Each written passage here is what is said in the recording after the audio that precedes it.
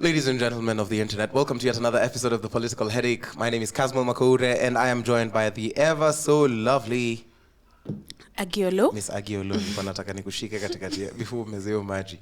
And I think today we want to talk about what we've seen post the funeral of Raila Odinga's aide, where it seems as though there's a rift between what is the opposition, and it seems as though people are speaking two different languages. There are people, and a name that comes to mind is James Orengo, a senior counsel, and of course Professor Nyong'o. And the conversation has been that they are sabotaging the broad-based government arrangement. There are people who are saying that people who are making even such outrageous claims, such as that Orengo should be impeached for saying what he said at the funeral. But then there are people who are saying that he is okay. What do you think? I think that would be a good place to start. So, yeah, I watched the videos. I watched what he said. I watched the press conference, of the press briefing of that the Luo professionals called. Yeah. And my question was, what is this circus? Why is one old man not allowed to talk by a group of other old men defending another old man? Aren't you tired of the nonsense? Aren't you tired? But is that, like, why are you in a position where you are constantly fighting battles that are not yours? Right. Orengo has every right as a leader, but also as a citizen of this country, to air his opinions. Right. The fact that it seems to go contrary to the wave doesn't mean then that now we can attack him. And also that the conversation, the things that they were saying in that press briefing, that you cannot talk like that. You know, even the manner of your remarks. Nini mbaya na wa Wajaluo? Yeah. Even the manner of your remarks, you cannot talk like that when you're in the podium. I'm like, but it was in his county.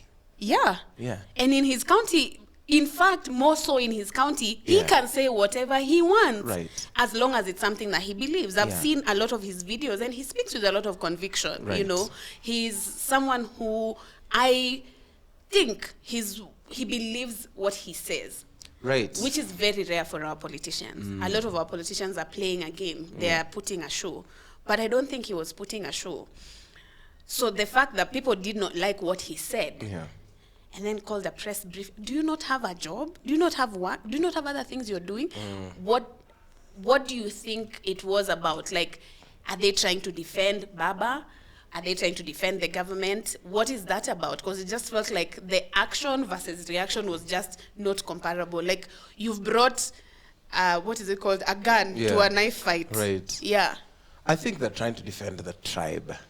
What are It's they not necessarily Baba, because, I mean, Baba has gotten all that he needs to get. But maybe for the viewer who does not have full context of who Orengo is, he gets into active politics in 1980, where he's voted in as a member of parliament of, I don't know where it is, Kunja or Kenya, one of those starting constituencies. And he's the youngest parliamentarian of his time, 29 years old. And then from then on, he gets re-elected. And then he, as a student leader, he was very pivotal in consistently fighting for the people's rights. Yeah. So if you're talking about the second liberation, he was there. When you're talking about, of course, the fight of multi-partyism. And was it 2002 where he vies for presidency? I think it was 2002, where he vies for presidency under the Social Democratic SDP party. And then he, of course, does not clinch the seat. But then, could be 202 or 90 to maybe 20 years into his career. I do not remember. But then after that, 5 years later in 2007, he comes back as a member of parliament under the Orange Democratic Movement. His life has been consistent with the struggle, even his romantic choices.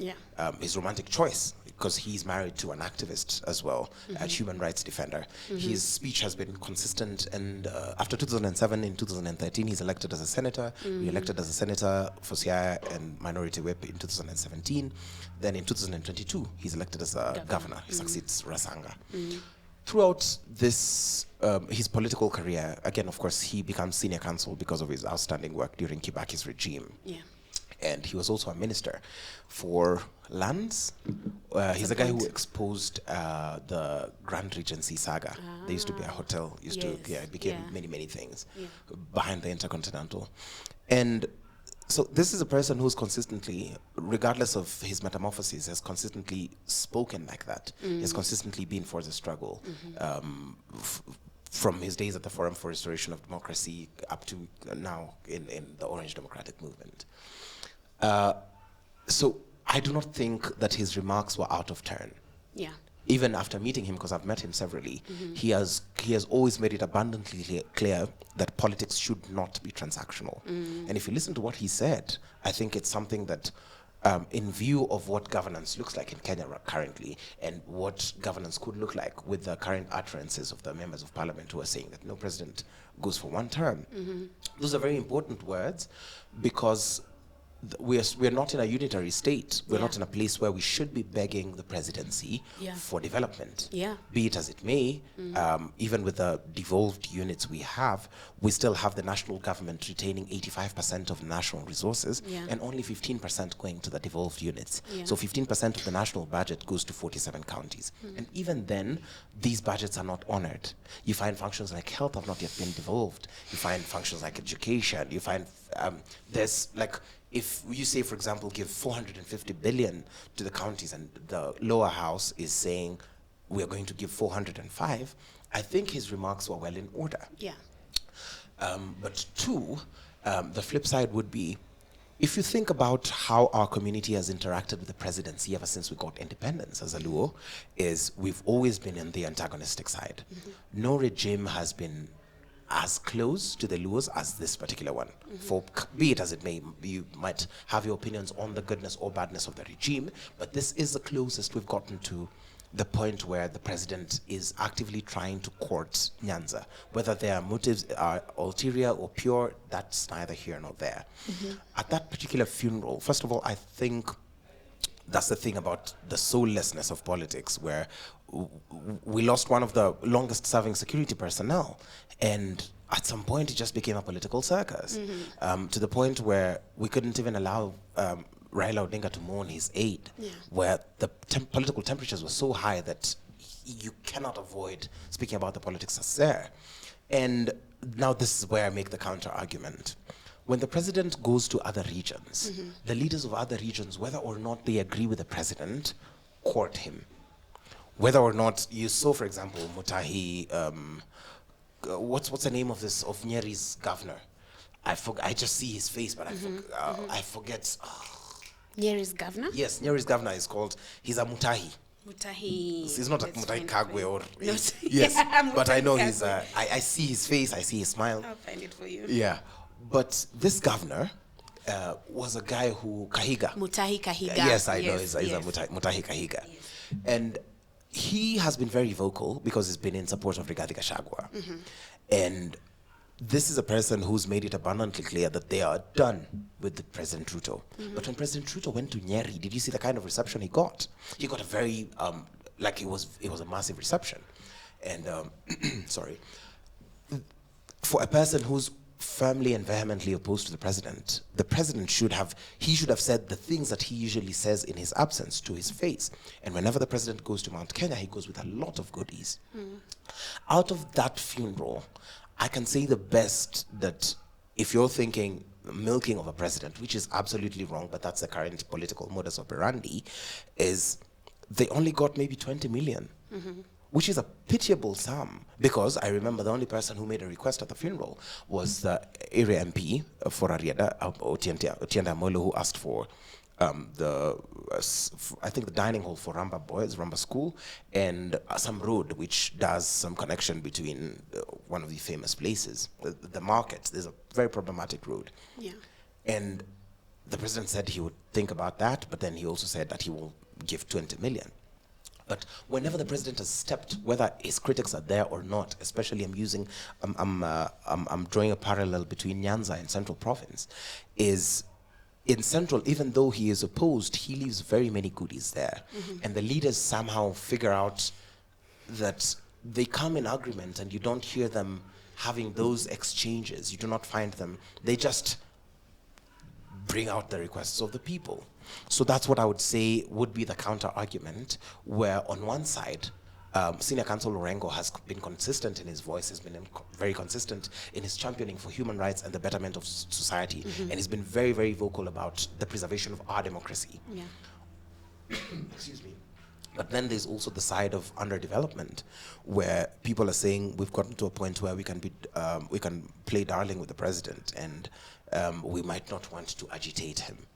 So that's why when you asked, so who was this in defense of, I said it could be in defense of the tribe, because we've gotten Jaramogi Odinga teaching a referral hospital into a level 5 hospital. Now it's become a referral hospital. There are certain roads, we have the developments in Homa Bay, we have certain roads which specifically, and you even saw the former, was he the PS or the CS for transport in Uhuru's government, this former board chair of KICC, Irungu Nyakera. He said, I think he wrote it on social media, that there are resources that were purposely diverted from Nyanza and taken to this other side. You find, for example, a constituency like Kikuyu constituency gets 15 billion for roads. This is a constituency which is bigger than some budgets of certain counties. And so this is where we ask, I think I would posit the question, I would argue in favor of the people who are criticizing. Of course, I wouldn't go as far as agreeing that you should impeach Governor Orengo. I think he should not. He's a very reasonable voice, and he has earned his place as a leader in our community. But we are still very heavily tribal, even though we try to deny it. And I think we need to start to understand ourselves and our politics outside of that. Politics, when we have national politics that have become like a dad whose children have to, where the person at the helm has become like a dad whose children have to, you behave well, you're given a goodie, you behave well, you're given, that's not politics. That's something else entirely. The president does not have a responsibility to go to counties and fund specific projects. The budget, as we create it, is supposed to cater to everything in that way.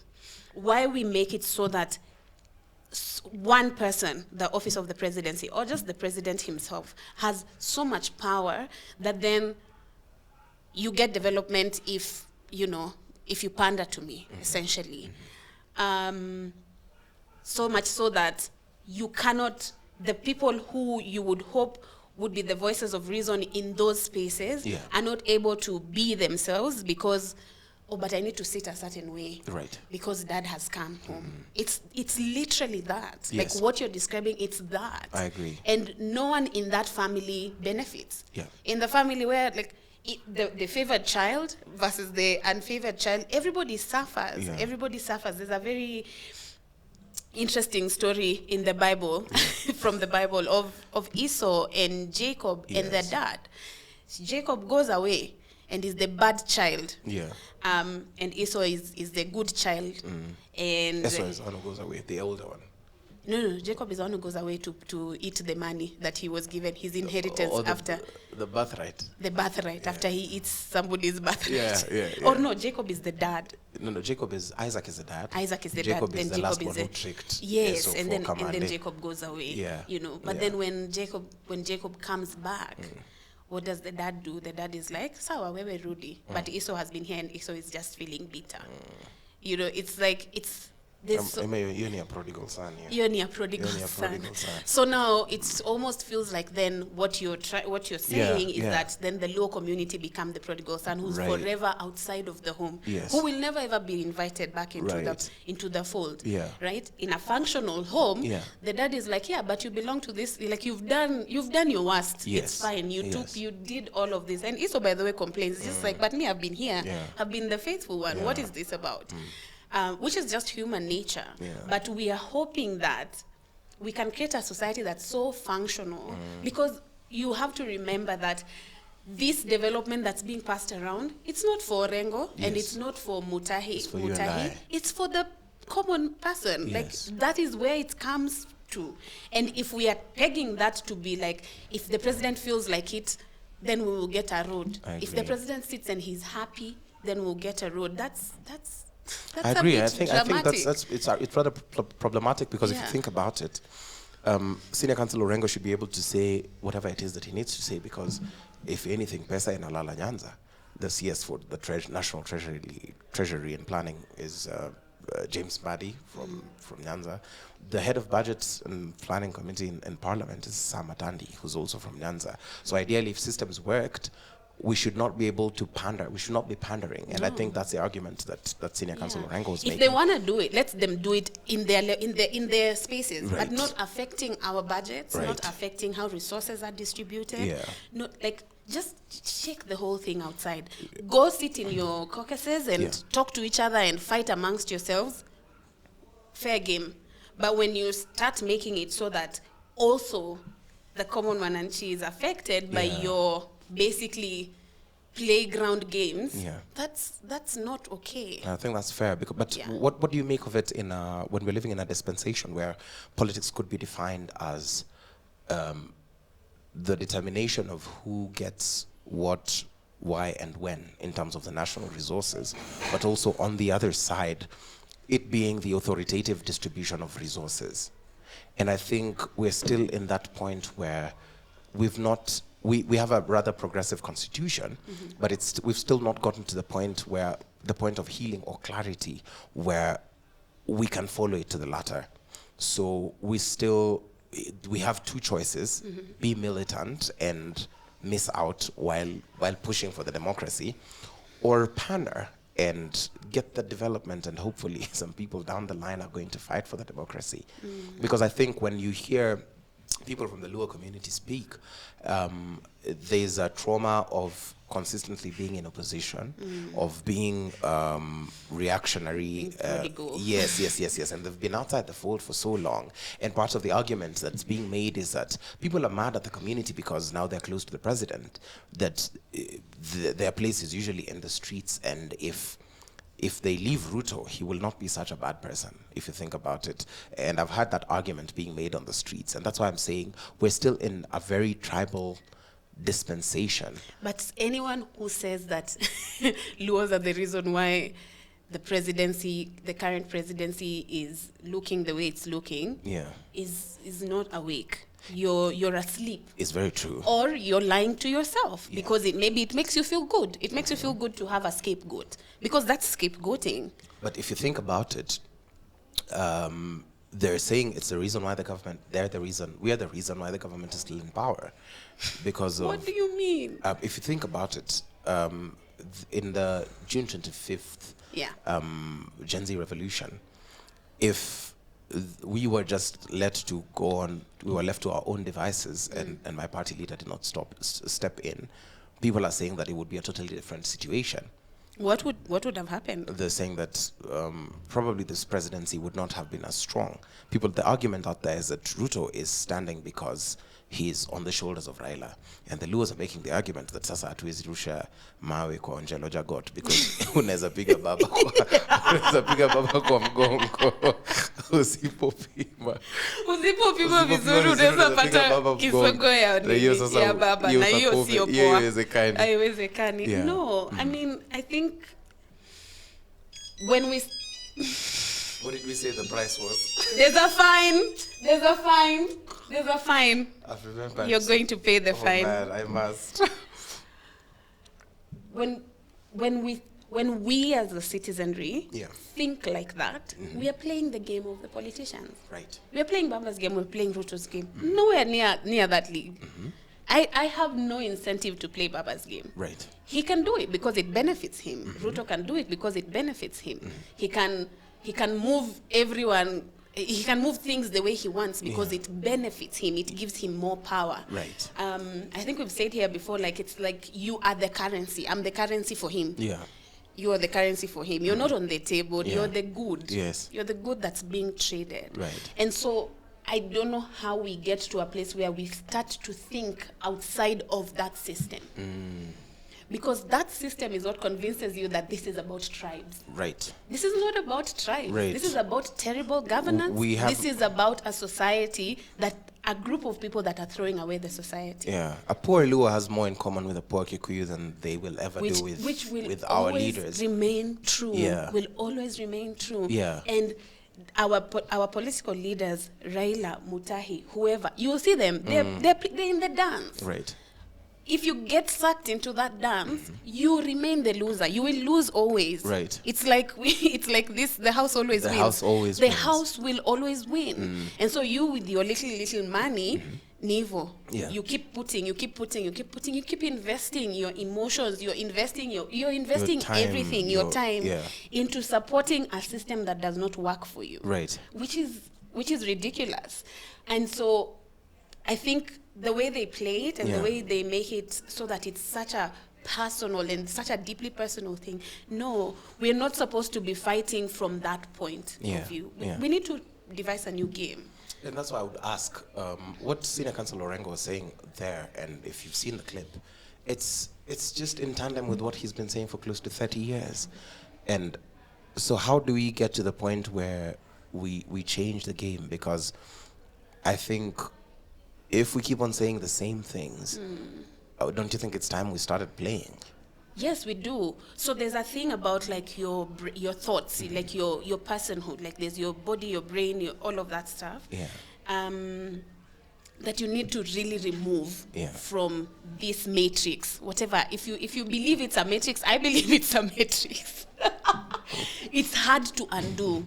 That's why it's a matrix. It's just so hard to undo. And when you're in it, you don't know you're in it. Right. You have to wake up and be like, what is this? And the day you wake up, you're like, this is so different. Like life is so different. I do not have to fight you. I do not have to we have a common enemy. Yeah. But there's a problem when the government and the people of the political elite, when they take captive our brains, our souls, our hearts. Yeah. Because that is what has happened. And what we need to start to do is untangle ourselves from that. Yeah. So that when they are pulling at those heartstrings, where's the heart? Which heart? Right. I'm not there. I'm not there because I'm outside of that place. Yeah. But you see, the government has a lot to gain by keeping the game about tribes. Yeah. They have a lot to gain. Right. But that's not it. But that doesn't serve us. Because I was telling Jags the other day, it's like between 2022 and 2027, we are all here in Nairobi. Yes. We are all here. Yeah. Wenye wako Kisumu, all the Kikuyus, all the Luyas, all the Kambas, everybody is everywhere. Yeah. And then in 2027, in August, everybody goes. Now it's like suddenly everybody is back home and we are just like, okay. Yeah. Yeah. But for 4 years, we are living peacefully with each other. We are marrying each other. Yeah. We are taking care of each other's children. Yeah. We love and trust each other. Yeah. Then suddenly... And that's the thing which I've been saying. I feel like politically, tribalism does not exist. It's a currency that's activated once every 5 years. Yes. And it's a divisive currency which leaves a very bad taste in people's mouths, such that we cannot view politics beyond tribe. And that's why, for example, when somebody hears Senior Counsel Orengo say the things that he said at the funeral, which I think is the right stance, I have to make it abundantly clear that I resonate deeply and I agree totally with what he said, that we cannot be at the behest of a presidency. Development cannot be tied to singing praise and worship to the government of the day. Then what happens to the people who lose out or miss out on the election? Yeah. This whole winner takes it all attitude that we have from our elections is bad. That's why when people hear Senior Counsel Orengo speaking like that, they think that he does not want development for the Luos. While his statements are true countrywide, his statements are just as true in Siaya as they are in Dadaab or in Lamu or in Mtongwe or whatever. Yeah. And I think it's just time we got past that. Get out of it. Yeah. And it was so fascinating to me when I watched now the response that these people gathered themselves to say, no, you can't talk like that, you can't do like that. It felt to me like a let us shame you so that next time you don't do that, you are shaming us. Like unatuaibisha. Yeah. And you know, Kenyans speak shame fluently. We Kabisa. are fluent in shame. Kabisa. Shaming each other and feeling the shame. Absolutely. We are very fluent at it. And I think that's what they were attempting to do, which is why it did not make sense to me, because Orengo is a well-established man. He's gone through the entire ranks. Like the only thing is not becoming president. You're trying to shame me. What? He's become a member of parliament, he's become a cabinet minister, he's become a senator, he's become a governor. So you're trying to, what are you trying to do? And trying to make it about the community.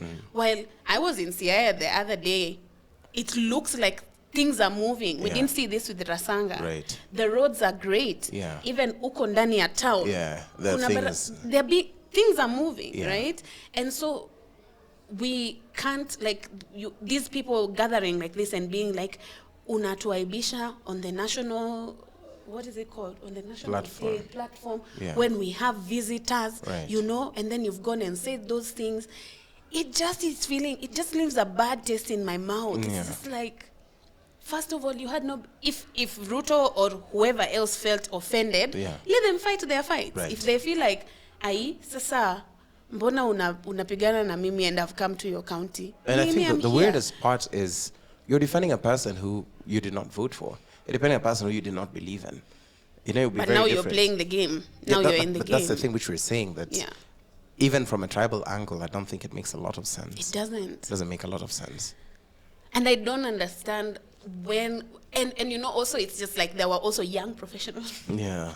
It's the old people and then there were young professionals. It's like you have to find, when you're a person who thinks like that, then you have to find an heir. Yeah. To start to think like that as well, so that you can pass down whatever the thoughts you have about this.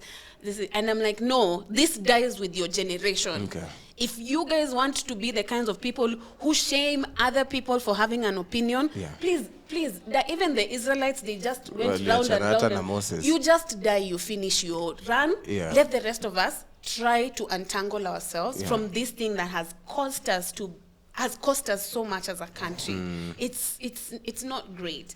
But then again, it's that younger people are being, I don't know if it's indoctrination, I don't know what it is, but this is what we're being bequeathed. Yeah. We have to reject it. We have to reject it firmly. But then how do you reject communal trauma? Because, you know, there's healing which has not been done. You've not gotten past the deaths of Mboya, you've not gotten past the deaths of Ouko, we've not gotten past the deaths of the Ambombai for the new constitution. We've not gotten over the losses of Baba. So what do you suggest would be the new, what is the outlook of the new generation, knowing these things that you know? What is the outlook? Because you see, in a game, if you win, you sort of think the rules are sort of fair.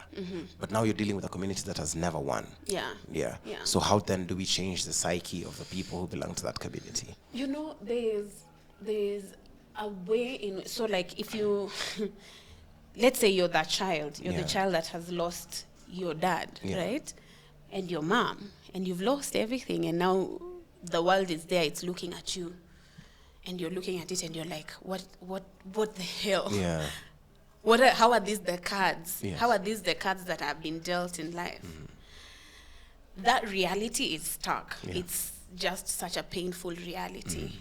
But if you're going to heal, you have to move. Right.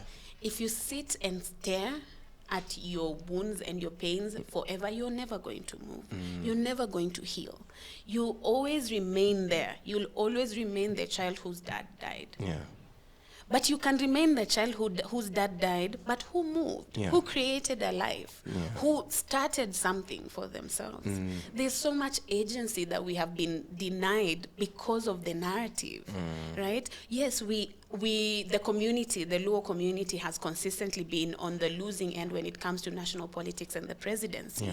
But if you sit there and make that your truest reality, then where are you going to live? What are you going to do? You can't do anything. You're defeated before you even start.